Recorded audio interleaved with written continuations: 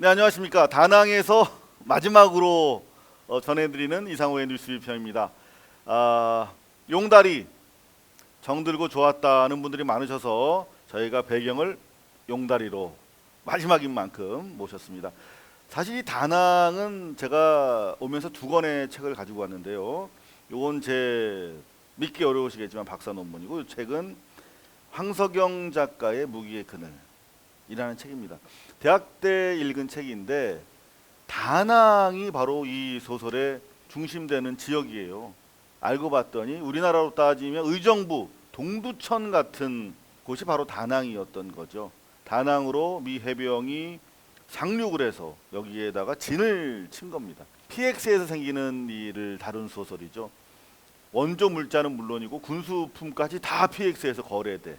다낭은 당시에 베트남 전하에서, 사회주의 국가 베트남에서 유일한 자본주의가 거래되는 PX였던 것입니다. 지금은 온통 베트남이 당시 황석영의 표현대로라면 전국이 PX화된 것이죠. 네, 그렇습니다. 우리는 그렇게 세계화된 자본주의 시대에 살고 있는데요. 이제 베트남에 의해서 북한도 이 자본주의화가 진행이 될 겁니다. 저희가 제대로 자본주의화가 진행이 될 수 있도록 과도한 투기라든가 서구 열강이 중심이 되는 개발은 안 되겠죠. 대한민국도 적절하게 참여하고 동시에 대한민국도 건강하게 자본주의 시장 경제가 발전할 수 있도록 잘 지켜봐야 되는 그런 사명이 생겼습니다. 자, 이제 보름 앞으로 다가온 이른바 하노이 선언, 너무나 중요한 뉴스이기 때문에 저희가 5년 전 팽목항으로 고발뉴스 전체가 가장 먼저 내려가서 마지막까지 지켰던 것처럼 현장을 지키기 위해서 베트남을 찾았는데요. 오늘 뒤늦은 팽목항 뉴스가 하나 당도했습니다. 바로 단원고 학생들의 명예 졸업식이었는데요. 저희 고발뉴스가 다녀왔습니다. 문지성, 박성빈, 우소영, 유미기, 이수연, 이연화, 정하연, 조은화, 한고은. 명예 졸업장을 수여합니다. 2019년 2월 10일 다낭고등학교 장양동원.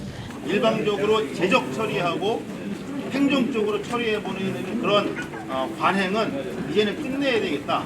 저희들은 아프지만 이 자리가 고통스럽지만 이후에 우리 아이들 살아있는 우리 아이들의 그러한 안전과 명예를 위해서 이 자리를 준비했고 그것으로 또 다른 의미와 위안을 찾고 있습니다. 세월호 참사가 자본보다 인간, 돈보다 사람이라고 하는 시대적 가치를 우리에게 가르쳐줬다면 이제 27, 28일 하노이 선언에서는 대한민국이 더 이상 전쟁 프레임이 아니라 시장, 경제, 평화 프레임으로 전환되는 그런 시대적 가치를 저희에게 공유해 줄 텐데요. 냉전 수구 기득권 세력의 반발이 우리가 예상했던 것처럼 만만치 않습니다. 어제 대통령이 수석 보좌관 회의에서 믿기 어렵지만 적대 관계를 바라는 세력이 대한민국에 있지만 남북미 간에는 평화가 선순환적으로 대한민국과 한반도를 잘 살게 할 거라는 믿음이 있다. 확고한 인식 정렬이 이루어지고 있다라고 밝혔어요. 이게 되게 중요하거든요. 대통령이 대한민국 사회에 한반도의 전쟁과 반목, 적대적 관계를 바라는 세력이 있다라고 보고 있는 것입니다. 이건 명백한 사실인데 우리가 이렇게 적대 세력, 적대적인 관계를 바라는 세력이 있다는 사실을 인정해야만 이들에 대해서 우리가 어떻게 할 것인가, 사회적 공론이 형성이 되겠죠. 말도 안 되는 철 지나간 당랑 거철, 당랑 세력 아닙니까? 그런데 정작 앞으로 살펴보겠지만 공중파에서는 대통령의 이 멘트, 이 발언을 하나도 싣지 않았어요. 자, 적대 바라는 세력들이 하는 짓이 바로 이런 겁니다.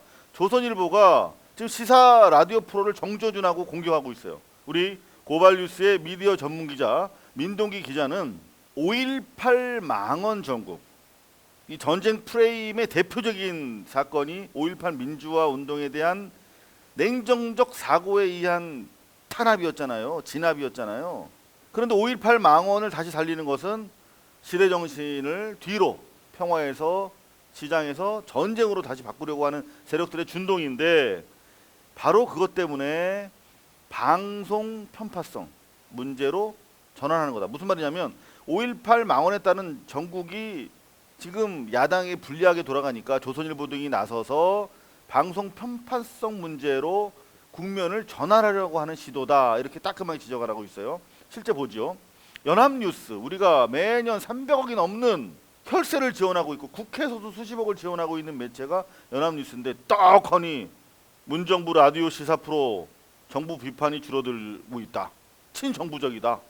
그리고 대형 사건 지지율 변수에 영향이 있는데, 여하튼 이건 무슨 말인지 모르겠고, 연합뉴스에서 쿼테이션 기사로 인용 부호를 매겨서 말도 안 되는, 연구라고는 도저히 할 수 없는 연구 결과를 인용해서 이렇게 보도하고 있어요. 서울대 언론정보연구소의 분석 결과인데, TV 시사 프로의 편향성, 정부의 친정부적이다, 이게 증가했다. 사실 제가 요 논문을 가져온 이유가, 제 박사 논문에 대해서 공적으로 말씀드린 적이 거의 없는데 한 사건 이후로 이야기를 하게 됐어요.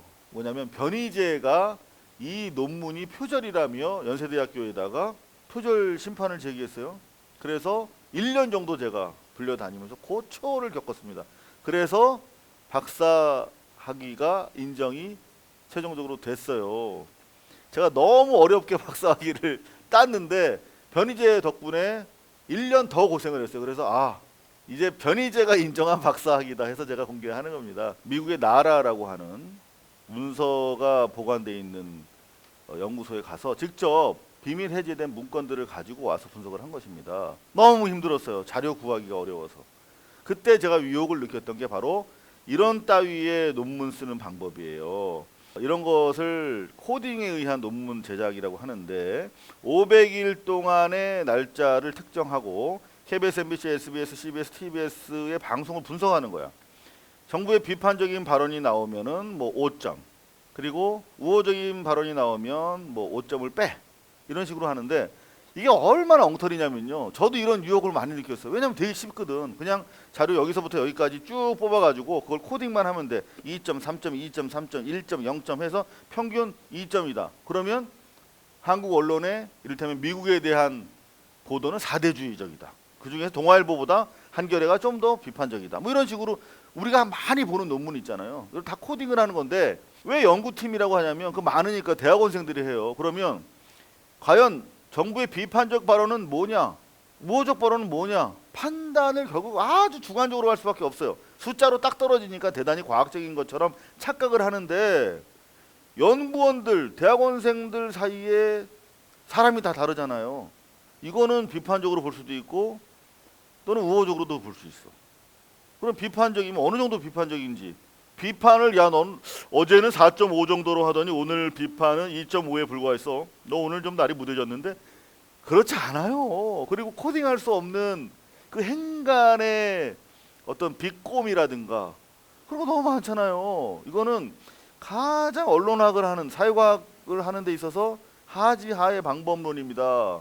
이런 걸로 논문 쓰면 안 알아줘요. 그런데 이런 서울대학교 언론정보연구소에서 딱 이렇게 라디오 시사 프로 정부 비판이 무뎌지고 있다, 믿지 마시라, 수구 기득권 태극기 모독부대 유튜브를 보시라 라고 조선일보 등이 치고 나오는 거죠. 자, 그러면은 바로 이 서울대 언론정보연구소 윤성민이라는 사람이래요. 윤성민에 대해서 알아봤어요. 시사인의 고재열 기자가 미디어 전문가거든요. 그런데 이 시사인 고재열 기자, 문화부장을 역임한 고재열 기자가 보는 MB정부 언론 장악과 관련된 4명의 학자, 마밤, 유재천, 방석호, 박명진, 그리고 윤성민이 딱 있네. 윤성민 서울대 언론정보학과 교수. 보니까 조선일보 칼럼의 필진이야. 조선일보에 글을 쓴다는 거는 뭐예요? 칼럼리스트로.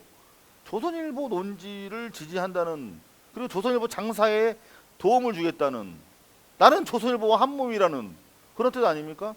바로 그런 자가 교수라는 직함을 이용해서 전쟁으로부터 벗어나서 평화로 가자고 하는 문재인 정부의 이른바 평화 이니셔티브의 기스를 내고 있는 것입니다. 바로 냉전 세력, 대통령이 말하는 적대 바라는 세력들의 준동에 우리는 절대 속아 넘어가서는 안 되겠습니다.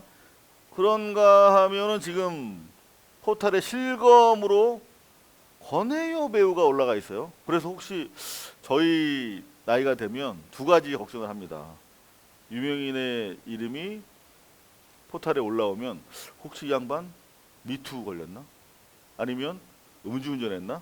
그런 생각을 하게 돼요. 아니면 좀 더 나이 드신 분은 혹시 뭐 이런 생각을 하는데, 제가 아는 권혜요 배우는 술은 좋아하지만 운전을 안 하시는 분이고, 그리고 미투랑 거리가 멋진 분인데 딱 보니까 JTBC에 출연하신 거야. 그래서 조청년계 조선학교를 돕는 일을 하시거든요. 근데 그런 인터뷰를 진행을 했나 봐요, 손석희 앵커랑.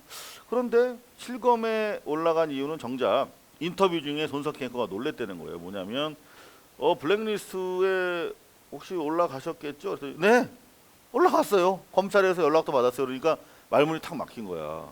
실제로 이렇게 사회 활동에 앞장서는 많은 연예인들이 있잖아요. 그 중에 대표적인 연예인인데 검찰에서 그런 내용을 파악하고 조사도 했었구나라는 걸 뒤늦게 안 거지. 그러면서 미안했던 것 같아요. 그러면서 말문이 막혔는데 다행히 권혜요가 얼마나 능수능란한 배우입니까? 깐 영화제에 초청받았던 배우잖아요. 그냥 원래 하던 얘기, 조선학교 도와달라 뭐 이런 이야기로 능숙하게 전환하는 걸 봤어요.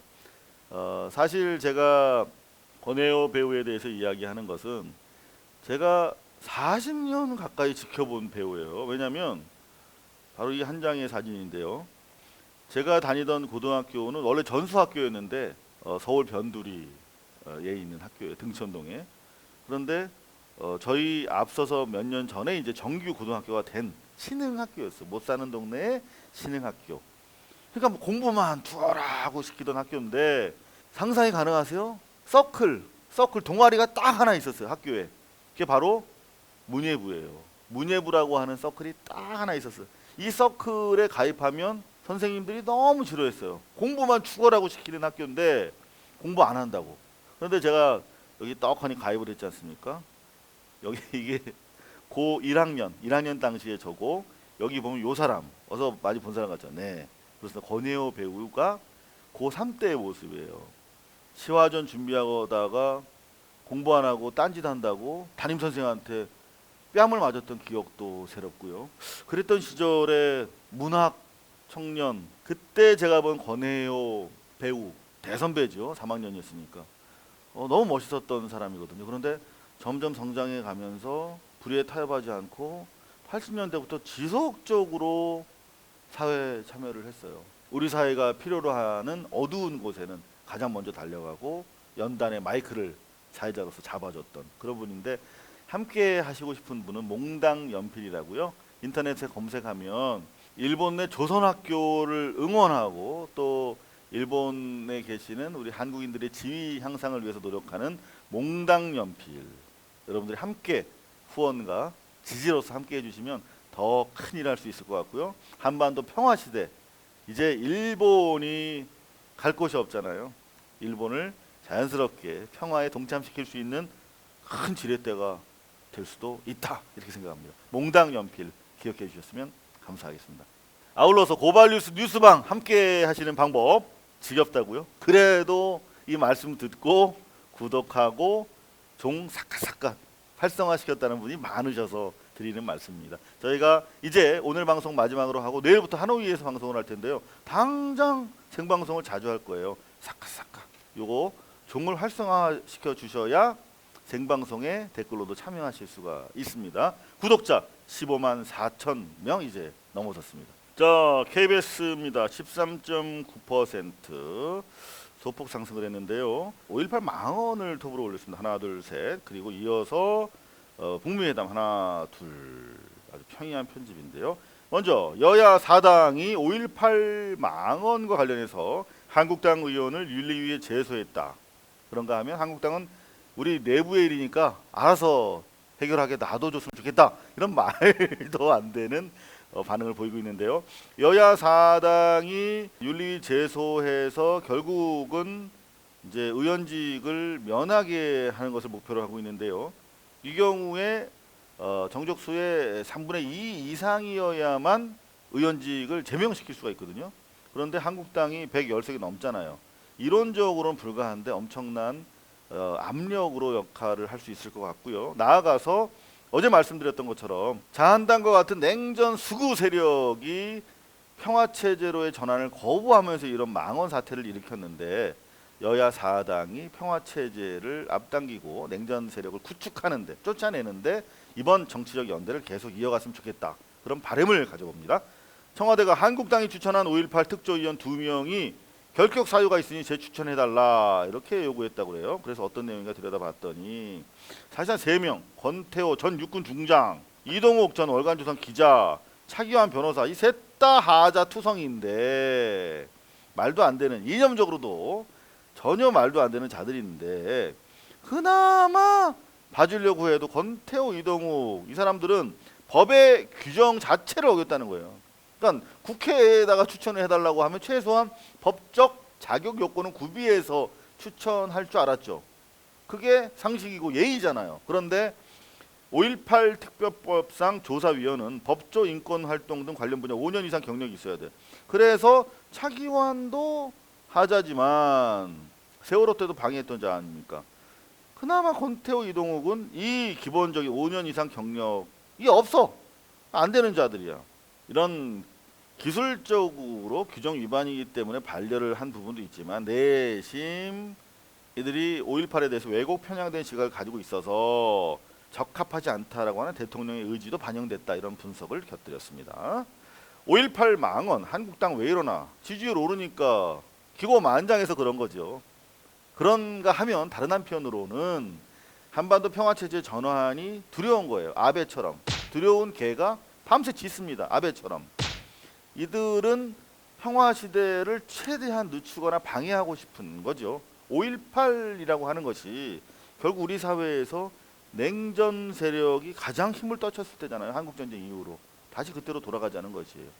북한판 도이모이. 도이모이는 베트남의 개혁개방, 모든 걸 새롭게 한다라고 하는 뜻인데요. 북한판 도이모이. 김정은 예상경제 행보는 보니까 하노이에서 120km 차로 한 2시간 걸린다는데요.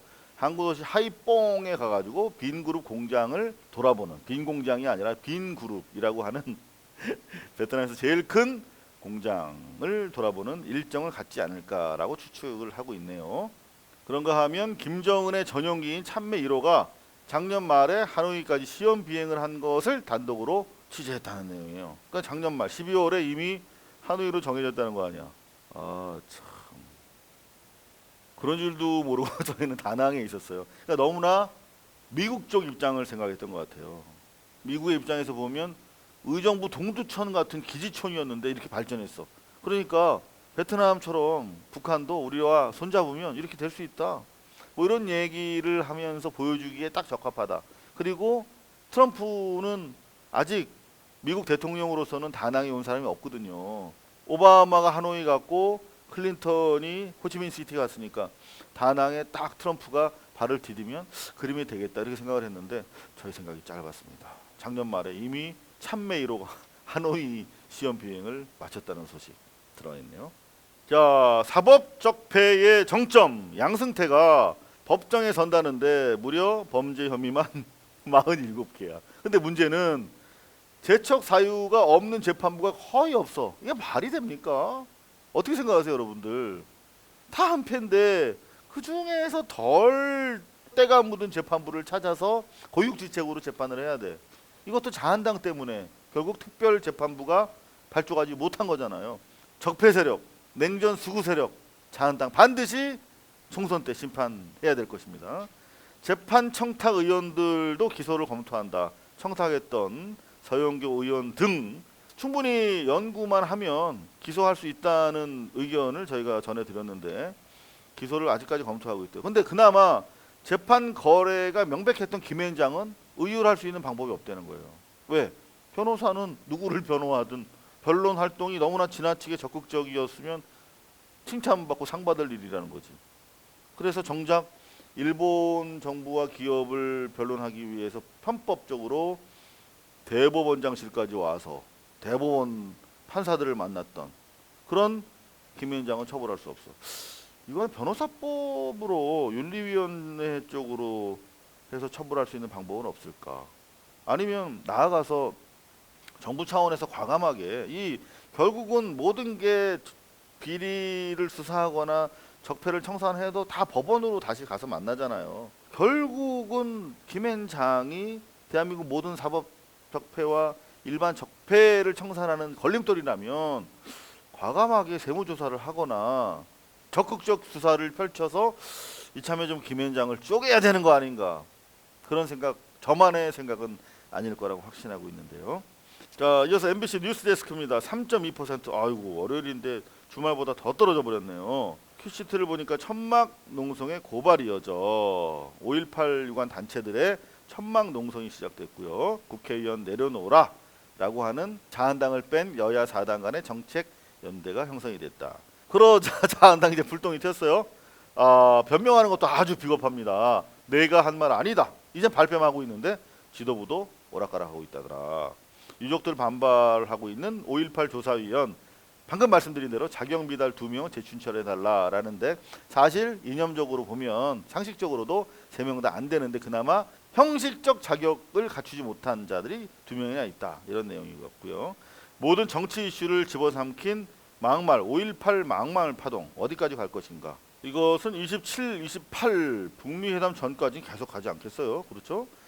문재인 대통령 한반도 평화의 중대한 전환점 될 것이다 리포트를 했는데, 냉전 세력, 적대 정책을 유지하기를 바라는 세력들이 있다라고 하는 부분에 대해서는 그나마 MBC가 유리하게 별도 리포트를 했는데 언급하지 않았어요.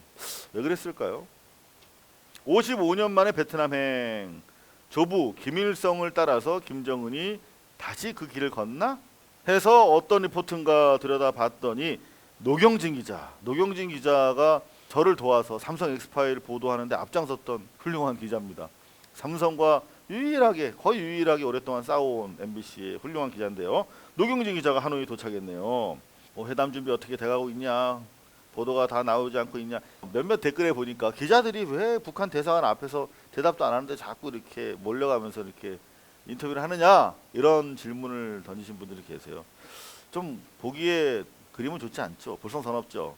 그런데 그렇게 해야 뭔가 이 그림이 나오고 실제로 진짜 준비를 하고 있구나, 그런 거를 아시게 되는 거잖아요. 근데 좀 모양은 좀 빠지죠. 그죠? 근데 기자는 원래 이렇게 양반이 아니에요. 가장 천민이 하는 직업입니다. 무슨 말씀이냐고요? 기자의 유래 어원에는 2가지가 꼽힙니다. 하나는 트리뷴, 시카고 트리뷴, 그런 그 신문 제목으로도 많이 쓰이잖아요. 과거 로마 시대 평민들의 대표, 호민관을 뜻하는 말이고, 다른 하나는 그냥 기자는 노예들 중에서 소문 내기를 좋아하는 그런 노예였다, 이런 얘기가 있어요. 윗집에 누가 가보니까 뭘 어떻게 빼돌리더라. 사실은 기자는 가장 천박한 직업이다, 그런 생각을 해요. 그냥 옮기고 많은 사람들이 그걸 즐기는 걸 보면서 즐거워하는. 글쎄요, 여러분들은 어떻게 생각하시는지 모르겠어요. 트리뷴이 맞는지 노예가 맞는지. 시청자들의 알 권리를 위해서 가장 낮은 곳에서 뛴다는 측면에서는 저는 기자가 노예에서 왔다, 이런 생각을 하곤 합니다. 총 내려놓은 400명, 지피를 지키던 군인들 400명이 삽들고 경지 현장으로 갔대요. 요거를 북한 소식통을 통해서 취재를 했다는데 상당히 의미 있는 스트레이트가 아닌가 생각합니다. 네, JTBC 뉴스룸 5.8% 소폭 올랐네요. 큐시트를 보니까 5.18 망언 하나, 둘, 셋, 넷, 5 관련해서 6, 7 그런가 하면 북미회담 하나, 둘, 셋. 아이고, 톱블록을 탄탄히 세웠어요. 보니까 여야 4당이 공동으로 5.18 망언 새 의원에 대해서 윤리 제소한다라고 하는 기본 스트레이트에다가 죄송하지만 다양성의 일환입니까? 이런 한국당 당내 문제로 선긋기게 하고 있다. 재미있는 게 잘못된 사안을 덮으려고 하는 과정이 일이 더 커지잖아요. 그런 꼴이 꼭 지금 자한당에서 벌어지고 있습니다. 과거사를 부정하고 혐오 정치를 하고 있는데 한국당 지지율 계산서가 있나? 30%에 달하는 지지율 반등에 고무돼서 그야말로 똥오줌을 못 가리고 있는 거 아니냐, 이런 분석이 지배적이네요. 문 대통령 한국당 추천 5.18 조사위원 2명 임명 거부했고, 역사 왜곡, 유튜브 가짜 뉴스 지만원이 주로 퍼뜨리고 있는데요. 신의 한수 등 유튜브를 위시해서요. 과연 이 가짜 뉴스를 지울 수 없나? 못 지운답니다. 방법은 당사자가 민형사 소송을 진행하는 수밖에 없다는 것입니다. 홍준표 한국당 전대 불출마한대요. 관심 없고. 비건 평양에서 영변 핵 폐기와 관련한 구체적 이행안을 집중적으로 논의했다. 영변 핵시설은 연구하고 만드는 공장이에요. 그러니까 미래 핵을 만드는 중심지죠. 그래서 어떻게 이것을 폐기할 것이냐. 뭐 10년, 20년 걸린다는데 2년 안에 단기적으로 폐기하는, 구체적으로 폐기하는 방법도 있답니다. 요걸 가지고 그러면 어떻게 보상해 줄 것이냐, 어떻게 경제적으로 지원할 것이냐. 제재 해제하는 수준이 아닙니다. 어떻게 적극적으로 투자하고 지원할 것인가가 이야기되고 있다고 봐야겠습니다. 분주한 베트남 북한 대사관, 여기도 지금 기자가 차 두드리고 난리가 났죠. 하노이 회담 분위기 고조됐다. 북미 정상 하노이 동선은 미리 가봤다. 입국에서 이동 숙소까지. 꼭지수를 늘리기 위한 꼭지다, 이렇게 생각을 합니다. 세월호 침몰 당시 팽목항에서도 마찬가지였는데 이렇게 경찰 기자들이라고 하거든요. 사스마리. 이런 젊은 친구들을 보내서 계속 이런 무의미한 꼭지들을 만들어요. 이게 얼마나 여러분들이 뉴스를 이해하는데 도움이 되십니까? 어느 동선으로 어떻게 이동하는지, 어느 공항에서 나와서 어느 호텔로 가는지. 지금 이런 거 얘기하고 있을 때가 아니잖아요. 그죠? 여태까지 냉전 프레임, 전쟁 프레임에서 어떤 일이 있었고 이게 전환됐을 때 어떻게 달라질 텐데 우리 안에서 아직 적응하지 못하고 바꿔지지 못하고 개선돼야 할 점 뭐가 있나, 이런 얘기를 해야 되잖아요. 근데 그런 상상력과 적극성이 좀 아쉽습니다. 마지막으로 SBS 4.5 낮아요. 큐시트 보니까 5.18 망원 하나 둘 셋 넷 다섯, 그리고 양승태 재판 하나 둘 셋 넷, 그리고 북미회담 하나 둘 이렇게 했는데 북미회담은 특별한 내용 없고 5.18도 마찬가지입니다. 다만 SBS 노조에서 지주회사를 청산하자라며 농성을 들어간 뉴스, 사실 이 뉴스를 막 하고 싶었을 거예요. SBS 기자들은. 왜냐하면 지주회사로 전환이 됐는데, 왜 전환이 됐냐면 제가 과거에 물은 생명이다 라고 대국민 사기치면서 모기업 태영이 배를 불리고 있는 그 구조를 고발했잖아요. 등등. 그때 당시에 태영의 문제가 제기돼서 그때 노조가 싸워서 회사와 협상한 결과가 지주회사로의 전환이에요. 그러니까 태영 니네는 지주회사로서 경영만 하고 구체적으로 방송에는 손대지 마 해서 지주회사를 만들었는데, 개뿔 지주회사 만들어 놓고 더 적극적으로 방송과 편성에 개입을 해. 그러면서 수익 유출 통로, SBS 돈 번 거 뽑아다가 지주회사니까 다른 회사 먹여 살리는 거야. 그러니까 SBS 기자 PD들이 화가 나겠죠. 자, 이래서 지주회사 이제 안 돼 라며 청산을 위해서 무기한 농성을 한다는데 여러분들 지지하십니까? 썰렁하죠? 맞습니다. 손혜원 의원 보도와 같이 그동안에 있었던 SBS 보도의 문제점에 대해서 과감하게 국민에게 반성하고 국민의 지원과 협조, 지지를 받고 싸워야죠. 그래야만 싸움의 의미도 건강성도 확인받을 수 있다고 저는 생각을 합니다. 자, 문 닫기 전에 두 개만요. 장하준, 영국에 있는 유명한 경제학자죠. 이런 기사가 중앙일보에 나왔어요. 이시정 씨, 이제 용을 말합니다. 삼성에서 쫓겨나면 국민들이 하루만 즐겁지만 20년 고생한다라는 얘기를 했다는 거예요. 그러니까 이재용 건들지 마. 깜짝 놀랐어요. 장하준 박사가 이런 얘기를 했을까? 그리고 중앙일보가 이런 얘기를 쓰는 이유는 뭐지? 곧 대법원 판결을 앞두고 이재용 날리면 너희들 20년 동안 고생할 거야, 이런 얘기 하는 거잖아요. 그래서 봤어요. 맨 아래쪽에 있는데, 자, 대타협이 필요하다. 이를테면 이건희 회장 사망할 경우에 상속세가 60%라는 거예요. 그것 때문에 돌아가셨는데 아직 안 돌아가신 것처럼 하고 있다라고 하는 많은 관측들이 상식적으로 제기가 되고 있잖아요. 자, 세금 때문이다. 이재용으로 경영권을 승계해야 되는데 아직 그 준비가 안 돼 있다. 그 두 가지 예측이잖아요. 그래서 알고 있는 거야, 장하준 교수는. 국민연금에 기탁하게 하면서 세율 60% 낼 것을 25%로 확 깎아줄 수도 있을 것이다. 국민연금이 그렇다면 경영권을, 삼성 전체의 경영권을 지켜줄 수도 있지 않겠는가. 무슨 말이냐면 지금 세금 문제 있는 거 안다.